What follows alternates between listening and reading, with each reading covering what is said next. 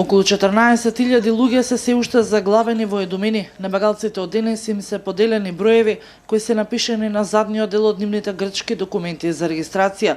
Ние разговаравме со еден сириец бегалец, кој ни покажа дека добил број 1320, а како резултат на новите пристигнувања во Едумени секој ден, значи дека не треба да очекува дека кампот ќе го напушти наскоро.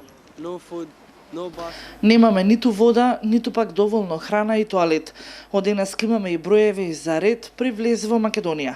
До сега поминаа само 10 сиријци. Јас немам никаква надеж, имам број 1320.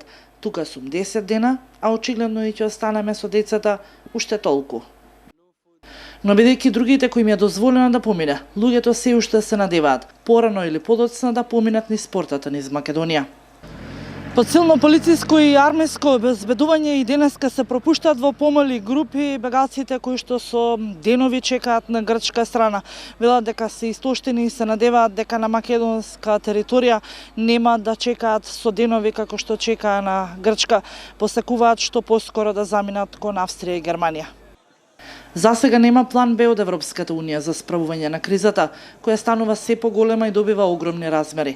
Неофицијални најави пристигнуваат од Германија, која планира за целосно затварање на границата за сите бегалци. Сите земји инволвирани во кризата го чекаат 7 март, односно самитот на Европската Унија. До тогаш пред вратата на Македонија ќе се трупаат илјадници бегалци кои од ден на ден стануваат се понервозни од состојбата во која тие се наоѓаат.